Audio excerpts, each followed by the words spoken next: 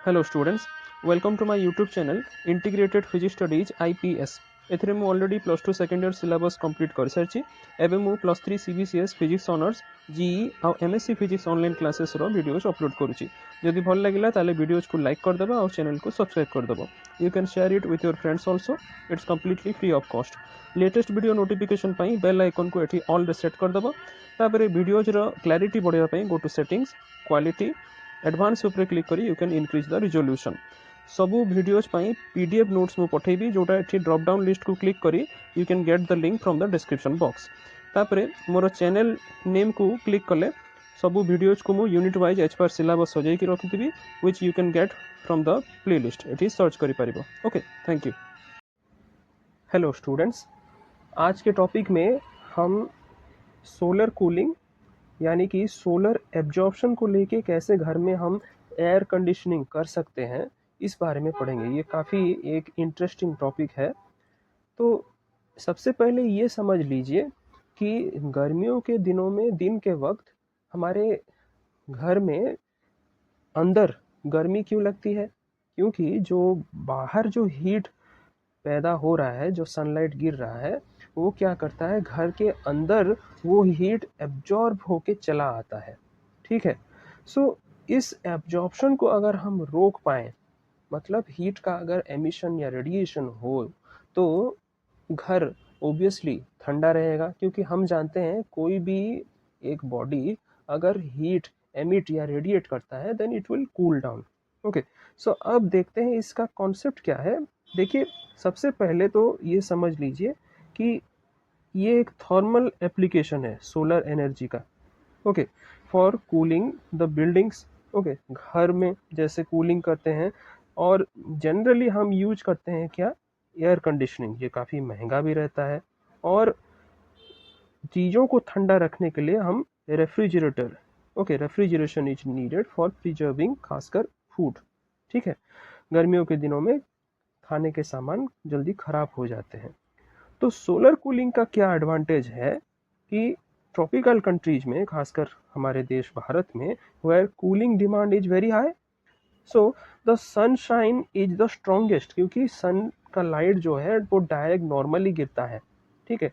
So there are three methods of solar energy cooling. पहला आ गया इवापोरेटिंग कूलिंग, दूसरा है एब्जॉर्प्शन कूलिंग, और तीसरा है पैसिव डेसिकेंट कूलिंग। तो सबसे पहले हम देखते हैं इवापोरेटिंग कूलिंग या इवापोरेटिव कूलिंग क्या है। So it is actually a passive cooling technique. Okay, indirectly हो रहा है। Okay, generally it is used in hot and dry climate. Okay, so गर्मी के दिनों में जब क्लाइमेट ड्राई होता है तब ये यूज होता है, and it works on the principle that when warm air is used to evaporate water, then the air itself becomes cool. Okay, so it cools the living space of the building. Okay, जैसे कि evaporation होता है water का warm air की वजह से, वो air ठंडा हो जाता है, और वो ठंडा होके फिर बिल्डिंग के स्पेस को ठंडा करता है। सो कॉमन टेक्निक इसके लिए क्या यूज होता है for cooling are vapour absorption and vapour compression. और इन दोनों के बीच में absorption cooling system is considered to be more practical.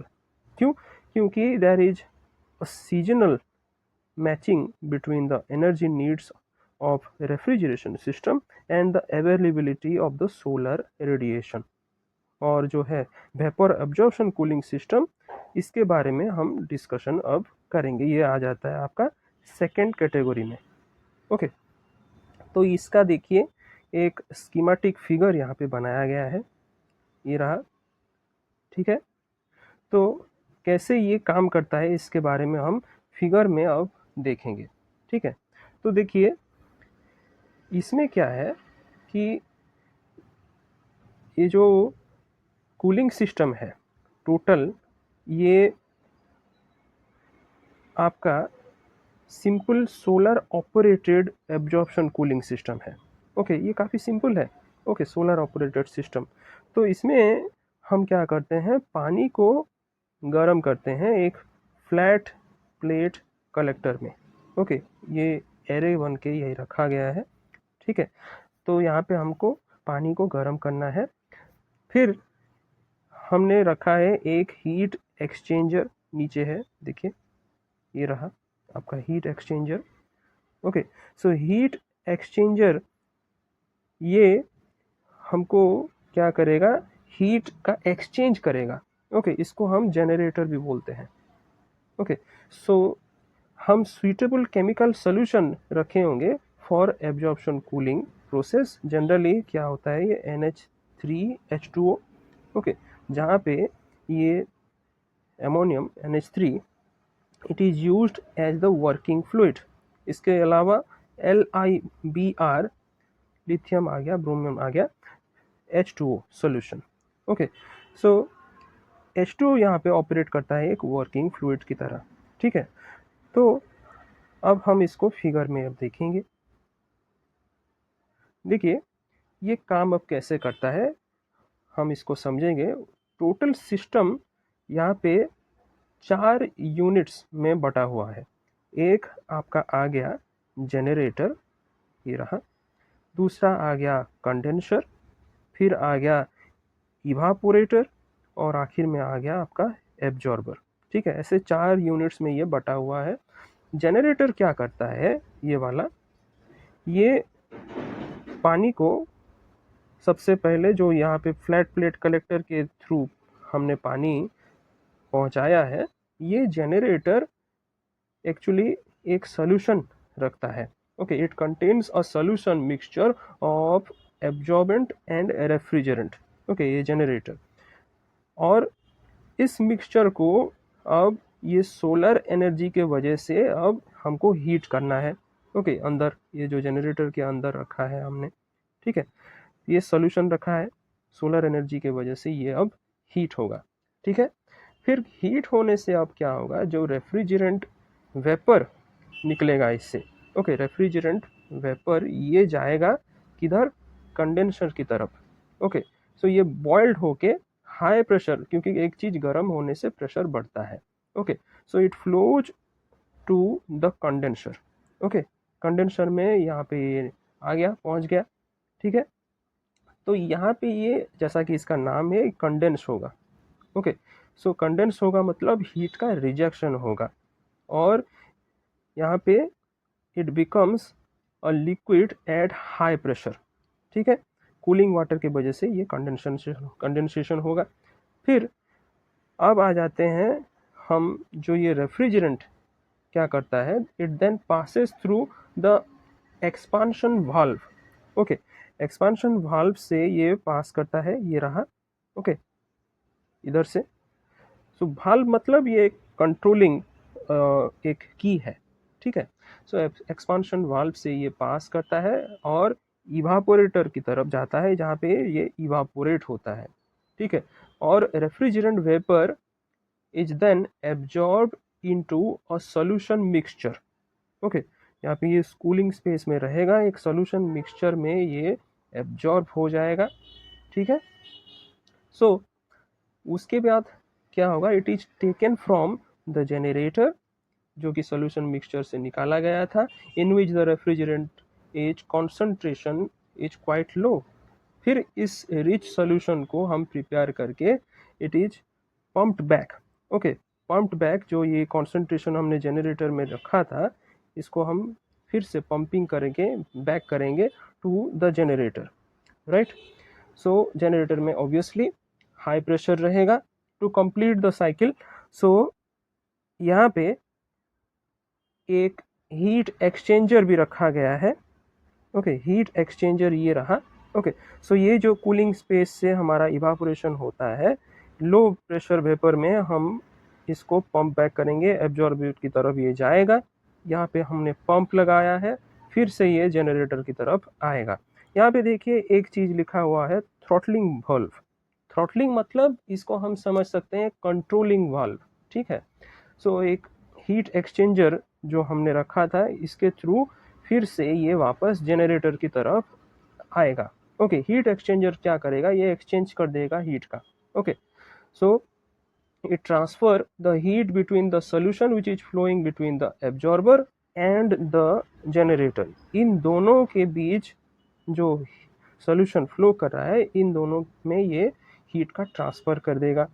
Okay, तो इसके साथ ही हम लोग क्या कर सकते हैं कि ठंडा कर सकते हैं चीज़ों को।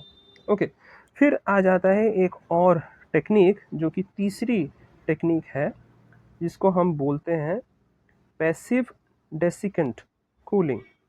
ओके, सो ये इसका इफेक्टिवनेस हम अब देखते हैं। Passive desiccant cooling actually it is a method and it is effective in the warm and humid climate. Okay, so natural cooling जो होता है ह्यूमन बॉडी में कैसे होता है, अगर मान लीजिए बाहर गर्मी है तो हम लोगों को बॉडी में पसीना निकलता है, सो ह्यूमन बॉडी कूलिंग कैसे करता है, थ्रू स्वेटिंग। ओके, और it does not occur in the highly humid condition, अगर कंडीशन हाईली ह्यूमिड है तो स्वेटिंग नहीं होता है। So the removal of moisture, that is dehumidification from the room air using either the absorbent or the adsorbent, is followed by evaporating cooling of air, and it is a workable air conditioning method for use in a hot and humid climate. Okay, so desiccant materials क्या है, they have high affinity for water vapor which are used to dehumidify the moisture. Moisture को फिर से हम dehumidifier कर सकते हैं, ठीक है। सो सोलर एयर कंडीशनिंग, इसमें क्या होता है, सिलिका जेल लगता है। ओके, फिर मॉलिकुलर सीव होता है और एक मटेरियल होता है जिसको हम बोलते हैं TEG, यानी कि try ethylene glycol. So these materials और these chemicals are used as the desiccant materials. Okay, और desiccant cooling में hot and humid air from the rooms is first dehumidified with a solid or liquid desiccant, then cooled by the exchange method of sensible heat, and finally evaporative cooling के वजह से हमारा room जो है वो ठंडा होता है। इसको हम फिर से समझते हैं, जो स्कीमेटिक डायग्राम दिया गया है इससे समझते हैं, ठीक है। तो देखिए यहाँ पे हम स्टार्ट कहाँ से करेंगे, जो स्कीमेटिक डायग्राम है, सबसे पहले तो हमने देख लिया कि एक होता है जो हमारा केमिकल जिसको हम बोलते थे डेसिकेंट कूलिंग में TEG, यानी कि ट्राई इथाइलिन ग्लाइकॉल। ओके, सो इसमें हमने देखा ये है आउटसाइड एयर, जो बाहर का गर्म हवा है वो सोलर कलेक्टर के थ्रू अंदर आ रहा है, ठीक है। नाउ हमारा जो TEG क्या करता है, यहाँ पे हमने रखा है strong TEG, hot strong TEG। ये क्या करता है, it एटोमाइज्ड in order to cause the rapid absorption of water vapor in the absorption chamber. Okay, so ये देखिए हमने absorption chamber रखा है, ठीक है। यहाँ पे humid air रूम का आ रहा है, ओके, और ये आउटसाइड एयर है, ठीक है। दो चीज़ें हैं, एक है रूम के बाहर जो आउटसाइड एयर है और एक है रूम के अंदर जो गर्म हवा है। ओके, हमको क्या करना है, रूम को ठंडा करना है, ठीक है। सो इस जो गर्म हवा रूम के अंदर है ये घुस रहा है हमारे एब्जॉर्प्शन चैम्बर की तरफ। ओके, इसको हम डीह्यूमिडिफायर भी बोलते हैं। यहाँ पे स्प्रे हो रहा है, ओके, छिड़काव हो रहा है किसका, पानी का, ठीक है।